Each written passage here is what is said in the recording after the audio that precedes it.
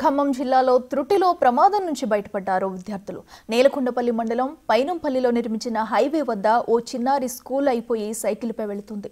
అటుగా వస్తున్న లారీని గమనించకుండా రోడ్డును క్రాస్ చేస్తున్నారు. లారీ డ్రైవర్ చాకచక్యంతో లారీని అదుపులోకి తీసుకురావడంతో పెను ప్రమాదం తప్పింది. విద్యార్థులు, స్థానికులు రోడ్లు దాటేటప్పుడు తగు జాగ్రత్తలు పాటించాలని హైవే అధికారులు సూచిస్తున్నారు.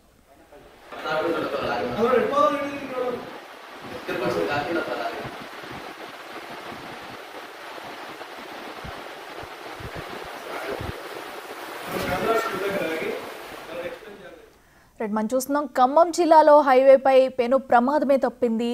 ఒక స్కూల్ విద్యార్థిని స్కూల్ అయిపోగానే అటు సైకిల్ మీద వెళ్ళడంతో కూడా ఒకసారిగా మనం చూస్తున్నాము. సో ఎలా వచ్చారు, ఇటుపక్క నుంచి కూడా లారీ వస్తుంది. బట్ లారీ డ్రైవర్ చాలా చాకచక్యంగా కూడా బ్రేక్ వేసి లారీని పక్కకు తీయడంతో కూడా విద్యార్థి సేఫ్గా అయితే బయటపడింది. సో ఎందుకంటే కొన్ని సెకండ్ల వ్యవధిలోనే ఏదైనా జరుగుంటే కనుక పెను ప్రమాదమే జరిగి ఉండేది. సో మనం చూస్తున్నాము ఒక్కసారిగా కూడా అటుపక్క నుంచి అటు విద్యార్థి రావడం, ఇటు లారీ రావడం కూడా దానికి సంబంధించిన విజువల్స్ బిగ్ టీవీ స్క్రీన్ మీద మనం చూస్తున్నాము.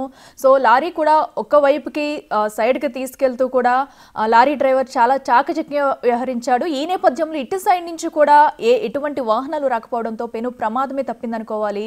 దీంతో కూడా విద్యార్థి ప్రాణాలతో బయటపడ్డారు. సో ఈ నేపథ్యంలో కూడా అందరూ జాగ్రత్తలు తీసుకుంటూ రోడ్డు క్రాస్ చేయాలని కూడా అధికారులు సూచిస్తున్నారు.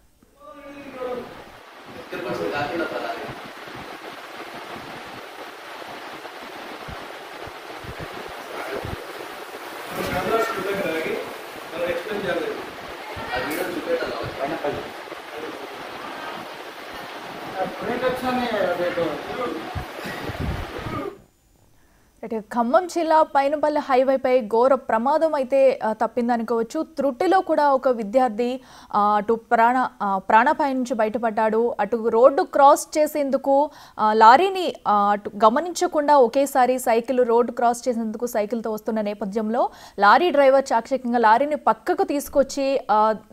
పక్కకు తీసుకురావడంతో కూడా పెను ప్రమాదం తప్పింది. దీంతో ప్రతి ఒక్కరూ రోడ్డు క్రాస్ చేసేటప్పుడు జాగ్రత్తలు వహించాలంటున్నారు.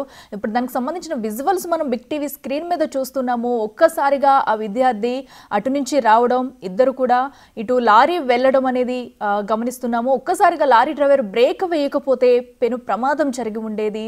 ఎంతో చాకచక్యంగా అటు బ్రేక్ వేయడం, లారీని సైడ్కి తీసుకెళ్లి ఆపడంతో ఆ విద్యార్థి త్రుటిలో ప్రాణాలతో బయటపడ్డారు ఇద్దరు కూడా. ఇటు మరో పక్కనైతే వాహనాలు కూడా ఏమీ రాకపోవడంతో ఈ ఘటనలో ఎలాంటి ప్రమాదం జరగలేదని చెప్పాలి.